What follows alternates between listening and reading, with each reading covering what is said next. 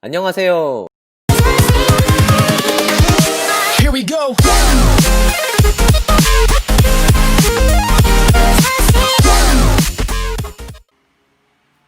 지금부터 재미있는 이야기를 하나 들려드리도록 하겠습니다. 이야기를 잘 들어주세요. 옛날에 어느 두 마을이 있었습니다. 그 두 마을의 윗마을에는 아름다운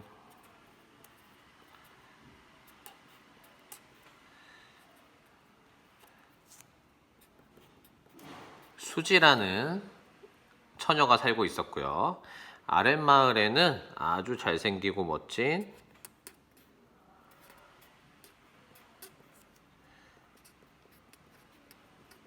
차은우라는 청년이 살고 있었습니다. 이 둘은 서로 사랑하는 사이였어요. 아주 깊게 오랫동안 사랑을 하고 있었어요. 이 두 마을 사이에는 강이 하나 있었는데요.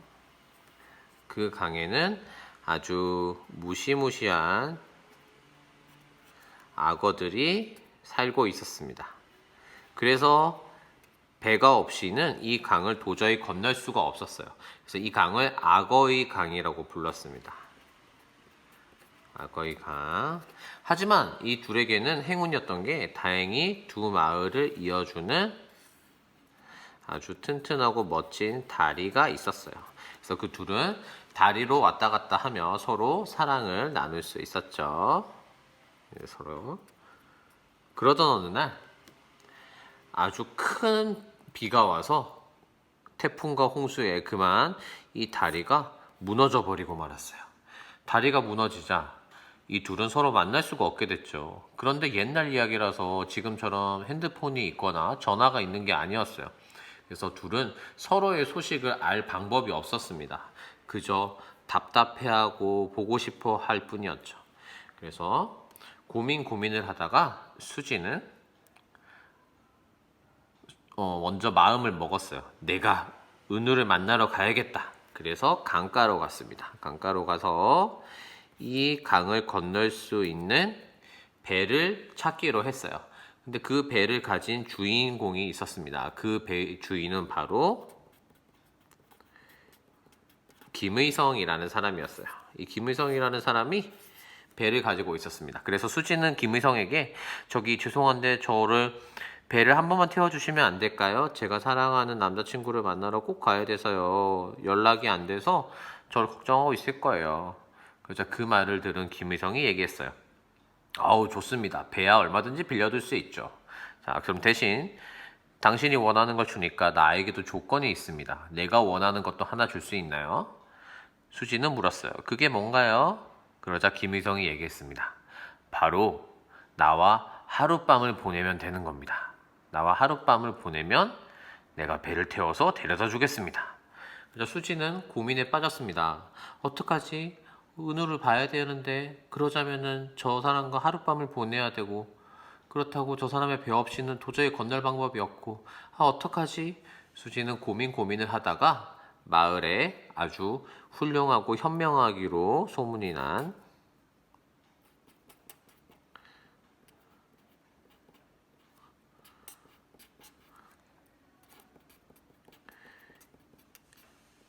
이순재 선생님을 찾아갔습니다. 마을에서 가장 나이도 많고 현명한 이순재 선생님을 찾아가서 수지는 지금까지 있었던 일을 다 얘기했습니다. 선생님 어떻게 해야 될까요? 저는 배를 타고 그 사람하고 하루를 보내고라도 배를 타고 은우를 만나러 가야 될까요? 아니면 그래도 포기하고 은우를 만나지 않는 게 맞을까요? 어떻게 하면 좋을까요? 수지는 너무 고민이 되어서 고민을 털어놨고 이순재 선생님은 그 말을 다 듣더니 어떠한 대답도 하지 않고 그냥 빙긋이 웃기만 했습니다. 수지는 답답해서 한 번 더 물었습니다. 선생님 어떻게 하면 좋을까요? 그러자 이순재 선생님은 여전히 건너가는 게 좋을까요? 라고 수지가 묻자 이순재 선생님은 그렇다 아니다 대답 없이 그냥 여전히 빙긋이 웃을 뿐이었어요. 그 웃음을 수지는 그렇게 해서라도 건너가라 라는 의미로 이해했어요. 그래서 냉큼 김의성에게 달려갔습니다. 그래서 김의성에게 달려가서 약속대로 하룻밤을 보낸 뒤 배를 타고 은우를 만나러 갔어요. 은우를 만나러 갔더니 은우는 깜짝 놀랐습니다. 아니 수지야, 다리가 무너졌고 춥고 저렇게 악어가 득실되는 강이 있는데 어떻게 건너온 거야? 아, 그게 사실은 수지는 망설이다가 사실을 털어놓았습니다. 사실 이러이러해서 이렇게 됐어. 그런데 은우의 반응은 수지의 반응과 달랐어요. 수지의 예상과 달랐습니다. 수지는 은우가 그렇게 해서라도 날 보러 온 거야? 고마워라고 할 줄 알았는데 은우가 갑자기 화를 내기 시작했어요. 뭐라고? 나를 보러 오겠다고 다른 남자와 하룻밤을 보냈다는 거야? 지금 그게 말이 돼? 어떻게 그럴 수 있어? 그래서 수지는 엉엉 울기 시작했어요. 나는 너를 너무 보고 싶어서 그랬지. 됐어. 나는 너 같은 여자 필요 없어. 은우는 아주 차갑게 수지를 내쳐버렸어요. 그러자 버림받은 수지는 다시 강가로 돌아와 엉엉 울기 시작했습니다. 그렇게 울고 있는 모습을 유심히 지켜보는 사람이 있었어요. 바로 지나가던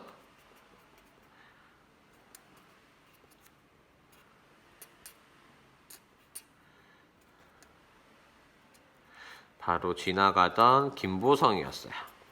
이 김보성이라는 사람이 보니까 오늘 아리따운 아가씨가 강가에서 홀로 울고 있는 게 아니겠어요? 그래서 다가가서 물었습니다. 우리 아가씨 무슨 일입니까? 그게 사실은요 하면서 수지는 지금까지 있었던 일들을 다 이야기해 줬어요. 그 이야기를 들은 김보성은 화를 내기 시작했어요. 뭐라고요? 그런 호랑말코 같은 놈이 어디 있습니까? 내가 당장 혼내줘야겠네. 그리고는 김보성은 차은우를 찾아가서 차은우에게 얘기했어요.